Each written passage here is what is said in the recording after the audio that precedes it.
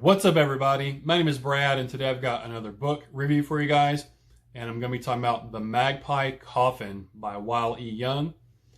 This is book one in a splatter western series that's being put out by Death's Head Press. Book two is already out. I believe book three is soon to be out along the way, but as far as I can tell, every book in the series is going to be standalone and written by a different author. They're all going to be connected together with the splatter, the extreme violence and having these Western themes. And for this one, I didn't know anything about it. I bought this on Kindle solely based off of the cover. The cover is dope, and this screenshot that you see over here, it's not doing it justice at all. I'm probably going to buy all of this whole series in paperback. I'm already sold after this first book. I'm going to buy every book in the series. I love this first book. It was amazing. But I wanted to give the cover artist a shout out because he's doing the covers for all of them. It's Justin T. Coons. And the cover just totally reminds me of an old school spaghetti Western movie poster, that would star John Wayne or Clint Eastwood or somebody. From the aesthetics of it all the way down to the actual font, looks like one of those old spaghetti Westerns. And I just absolutely, the cover is dope. I absolutely love the cover. But let's go ahead and I'll read the synopsis for you guys real quick and then get into my thoughts and everything about the book. The year is 1875, and outlaw Salem Covington has spent the last 20 years collecting stories, possessions, and lives. Nicknamed the Black Magpie for his exploits during the war, Salem has carved a bloody trail across the Western territories.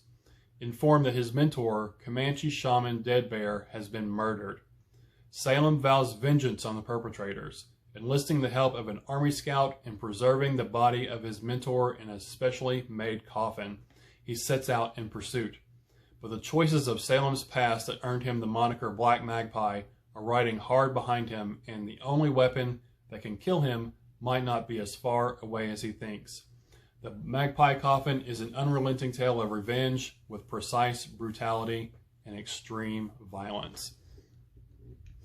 So first and foremost, just right off the bat, this book was absolute fire. I loved every second of it. This is definitely going to be in my book of the year contentions. But this is definitely the most fun I've had reading a book so far this year. I don't think I stopped smiling the whole entire time I was reading it. It was full of violence and just gore and stuff, and I just absolutely loved every minute of it. Wile E. Young is a new author to me, and I'm definitely going to be checking out more of his work. His writing was great. It definitely harkened to those sort of Western themes and vibes that really felt like a Western, just infused with this, adrenaline rush of violence that I absolutely loved. As the synopsis said, the story takes place in 1875. Don't quote me on this, but I think that was around 10 years or so after the Civil War was over, I believe. I might be completely wrong. But Salem Covington, he is our guy that we're following. He's more infamously known as the Black Magpie for his exploits during the war. And he is a collector of sorts. He collects people's stories and their possessions and their souls, if you will. I don't want to go too much more into that aspect of the book because it was really fun to explore and learn that along the way.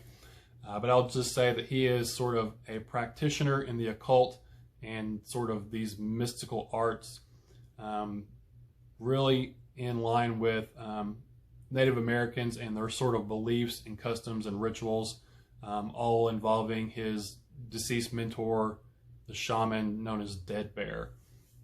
So I don't want to say too much more about that aspect of the book, but it is not just a straight up Western. It does sort of have these supernatural elements to it, which played very nicely with the story, and I really enjoyed the sort of reveals and surprises along the way, learning more about Salem Covington and his ties to this man known as Dead Bear. As the synopsis said, our story starts out with Salem learning that his former mentor, Dead Bear, has been murdered, and Salem vows vengeance against the killers and sets out in pursuit of them.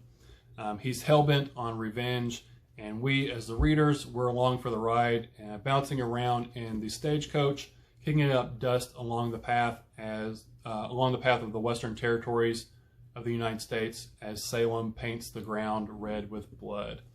The story is full of grit and hard men and hard women and hard times, and the author Wile Young does a great job of vividly bringing this Western time and landscape to life.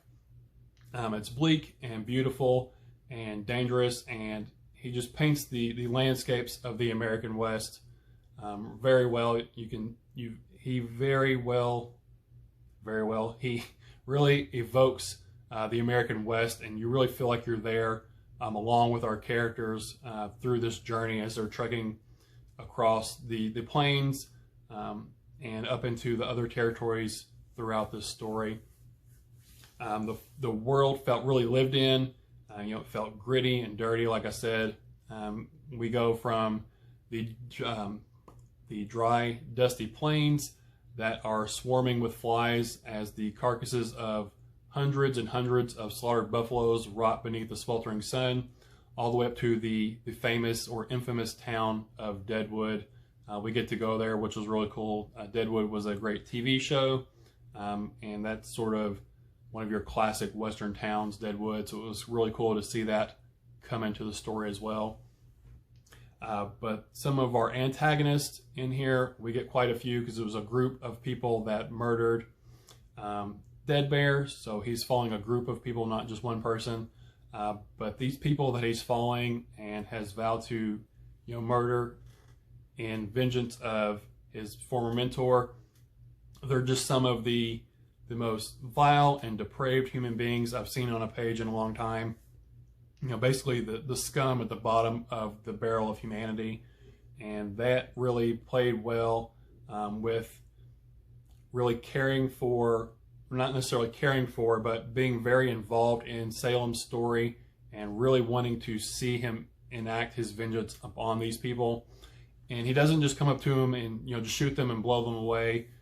He wants to slowly get his revenge. He injures them, and then basically he tortures people to get information out of them, get a story out of them, which plays into that more supernatural, mystical aspects of the story before finally murdering people. And it has some great kill scenes in the book. I don't want to spoil any of them. I'll give a tease for my favorite one. I'll just say it involves a buffalo, and that's all I'll say about that one. But just thinking about it, it was absolutely a brutal kill scene, and I loved it. But like I said, I don't know what that says about me as a person, about how much I enjoyed the violence in the book. But overall, like I said, this was definitely the most fun I've had with a book that I've read this year. If you are into things like if you played Red Dead Redemption, the video game, or if you've seen really violent Western movies like Bone Tomahawk, this is definitely the book for you. I highly recommend it. It was a bloody ballad of brutality and revenge with the supernatural aspects lurking just outside the lantern light in the shadows. We have a gruff, badass, gunslinging protagonist that harbors some dark secrets of his own that slowly get revealed as we get deeper and deeper into the story. But yeah, that's all I really have to say about it. If you're into revenge stories, if you're into Westerns, really violent Westerns, then this is definitely a book you should check out. I can't recommend it highly enough. If you can't tell already, this was a solid 5-star read for me. If I could give it more than 5 stars, I would. Yeah, this has definitely been the most fun I've had with a book so far this year, and I'm really looking forward to checking out the other entries in the series. But that's all I have for you guys today. Again, this has been my review of the MAGPIE Coffin by Wile Young, book 1 in a Splatter Western series from Death's Head Press. But that's all I have for you guys today. Thanks for spending your time with me. Again, my name is Brad, and I'll talk to y'all later. Bye.